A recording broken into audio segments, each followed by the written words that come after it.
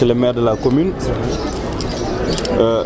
mesdames, messieurs les chefs de service, monsieur le secrétaire général, notre ami Mamadou Diouf de la CNTS. Votre attention, s'il vous plaît.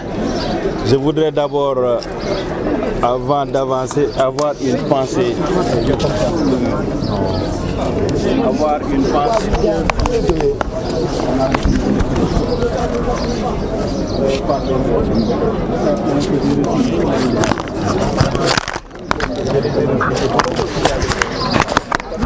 ne sais pas que cette année nous n'allions pas nous retrouver.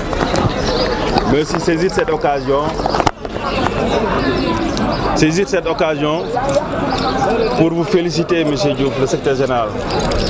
Vous féliciter pour votre engagement syndical, mais vous féliciter pour l'intérêt que vous portez à la lutte syndicale. Le 1er mai, c'est une fête des travailleurs, mais aussi c'est un moment de poser les problèmes pour les travailleurs. Et j'ai remarqué ici, comme ça se fait à Mbour, les problèmes sont posés de façon responsable. Vous l'avez listé tout à l'heure, il y a dans chaque secteur des difficultés. Mais néanmoins, il y a des efforts qui sont faits. Notre souci, ce n'est pas seulement de comptabiliser ce qui est positif, mais le négatif nous intéresse beaucoup. Et nous allons compter sur ce négatif pour voir comment faire avancer les choses. Je vais m'arrêter sur deux secteurs, peut-être c'est le tourisme. Vous avez parfaitement raison. Il y a beaucoup de choses à revoir dans le secteur touristique. Parce qu'il y va de l'intérêt de l'unité syndicale. Je ne peux pas comprendre comment le patronat peut être vraiment soudé alors que les travailleurs ne le sont pas. Donc il faut encore davantage que les travailleurs se sentent soudés, se sentent solidaires et unis pour pouvoir combattre vraiment certaines injustices. Ça existe ici, on ne le nie pas. Mais nous allons avec vous et nous voir comment avoir des procédés qui nous permettent de mener la lutte sans bruit, de mener la lutte efficacement pour avoir des acquis considérables, mais tout en essayant de faire continuer l'activité professionnelle. C'est ça notre ambition et nous savons que parfaitement vous y êtes. Le secteur de la pêche, même chose. Il y a des difficultés dans le secteur de la pêche. Il y a beaucoup de pertes en vue même. Mais là, je voudrais m'arrêter une seconde, monsieur le secrétaire général, pour dire que il y va de la responsabilité des pêcheurs. Parce que le surveillant côtier qui est là, il peut dire que aucun pêcheur ne monte s'il n'a pas de gilet. Ils ont tous des gilets, mais une fois en mer, ils enlèvent les gilets. Ça, c'est une irresponsabilité notoire de l'ensemble des pêcheurs et du capitaine même. Il faut que les gens prennent leurs responsabilités. Il y a aussi des pirogues qui ne sont pas homologuées, c'est-à-dire les pirogues fabriquées frauduleusement, qui ne sont pas homologuées et qui ne respectent pas les normes. Une fois en mer, facilement, ils peuvent vraiment avoir des accidents. Donc, c'est une responsabilité du côté des pêcheurs. Et là, je pense que vous devez, vous et nous, essayer de voir comment mettre en place un dispositif qui nous permet encore davantage d'accentuer la responsabilité sur eux. On a fait des efforts avec la météo pour leur dire qu'à tel moment de la journée, vous ne pouvez pas être en mer. Tous les pêcheurs reçoivent au niveau de leur portable maintenant le bulletin météo. Si la mer n'est pas favorable, ils peuvent ne pas y aller. On a un dispositif de localisation. Quand ils ont des difficultés, il suffit de lancer un clic pour qu'on puisse vous localiser. Tout ça, l'État l'a mis en place pour renforcer la sécurité en mer. Mais si je veux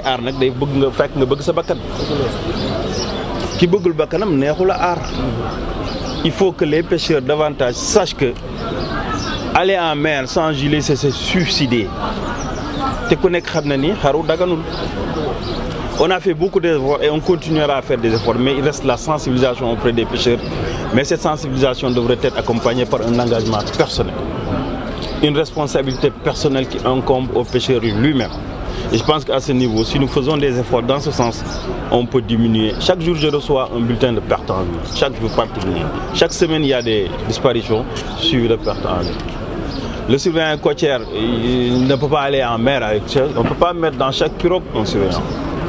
Donc, cette mentalité du pêcheur qui dit que je ne suis pas brave quand je mets un gilet, c'est révolu. C'est révolu. Même le militaire le plus aguerri, quand il va en guerre, il met un gilet pare-balles. A fortiori, comment peut-on braver la mer sans protection? Donc il va falloir que les pêcheurs soient beaucoup plus sensibilisés te ñu xam ne nag nit ki yaa moom sa bopp waaye duñ la bàyyi ngay def lu la neex.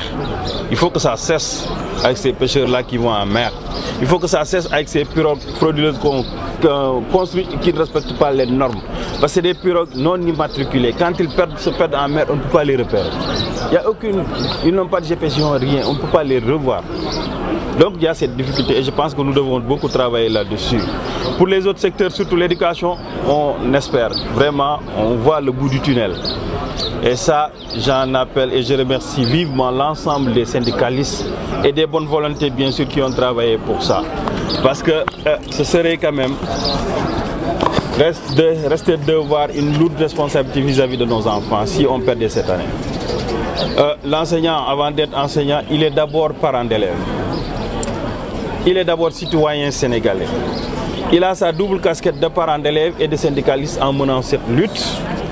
Donc il devra mettre sur la balance les deux pour éviter que cette société qui nous appartient, nous tous, puisse sombrer pour la cause seulement peut-être de quelques-uns. À ce niveau, ils ont pu quand même comprendre qu'à un certain moment, il fallait être beaucoup plus responsable et ils le sont. Ils ont accepté de discuter, de faire des concessions pour en arriver ici. Mais aussi du côté de l'État. C'est vrai, le président s'est engagé à faire des efforts pour que ces choses-là ne se répètent plus. Mais quand même, qu'on ait en ligne de mire l'intérêt de nos enfants. L'intérêt général, c'est l'enfant qui doit grandir, qui demande à étudier, cet enfant qui demande à avoir tout ce qu'il faut pour devenir adulte demain. Nous avons cette responsabilité de garantir quand même. Et là, nous allons tous, syndicalistes, État, essayer de faire de sorte que cet enfant ne puisse plus pâtir de nos fautes et de nos irresponsabilités. C'est pas normal. Donc à ce niveau aussi, nous vous remercions pour tous les efforts que vous avez faits parce que nous savons ceux qui ont travaillé en plein jour, ceux qui ont travaillé dans la nuit, ceux qui ont travaillé en sourdine, c'était seulement l'intérêt du Sénégal. Et là, vraiment nous remercions tout le monde et ce degré de compréhension qui a permis d'en arriver là, nous puissions continuer pour que l'école sénégalaise ne puisse plus connaître ces dérives. Pour les autres secteurs, pour chaque secteur, c'est la même chose. Mais, monsieur le secrétaire général, je voudrais m'arrêter sur un secteur. J'ai vu ici une pancarte qui parle des marchands ambulants. Là, j'en reviens. Parce que je mène un combat avec eux, un combat qui est un combat citoyen. Ce combat citoyen, c'est quoi? Que les marchands ambulants n'occupent plus les rues, les routes pour pouvoir faire leur activité. C'est pas normal. Taxaw ci tali di jaay mënuñu ko may benn marchand ambulant. Duñ ko mësa nangu tant que maa ngi fi duma ko nangu. On ne peut pas investir des milliards sur une route pour permettre à ceux qui vont se soigner d'aller très rapidement, ceux qui vont travailler d'aller très rapidement, pour augmenter la production, pour augmenter l'économie du Sénégal, que 2-3 ambulants puissent se mettre sur la route pour des intérêts personnels au détriment de l'intérêt général. C'est irresponsable, c'est incorrect, c'est anormal. Et je le combattrai toujours tant que je suis là. Talibi, du ma nangu mukk bu si taxaw di jaay ak koo mën a doon nag du ma ko nangu. Il y a des interventions que j'ai reçues ay kilifa wax naa leen ko te duma ci yëngu ku ñu ci jàpp ñu def la li ñu yoon sant nee naa ba tey ku wàcc yoon dajeeg yoon ku wàcc yoon dajeeg yoon. réew mi nag boo naan gisuma ci sama bopp day fekk nga boole ci sa bopp mais loo boolul sa bopp doo ci gis sa bopp. loolu nangu bu ko def sa kër papa sa kër yaay bu ko def mbedd mi ndax mbedd mi am na borom ki ñu ko dénk mooy man. Ça, il faut que nous d'accord ci rek su ko defee ñu accompagner leen dans les activités. Le maire est là, il ouvre des marchés un peu partout, des marchés inoccupés, mais tout le monde veut se retrouver ici.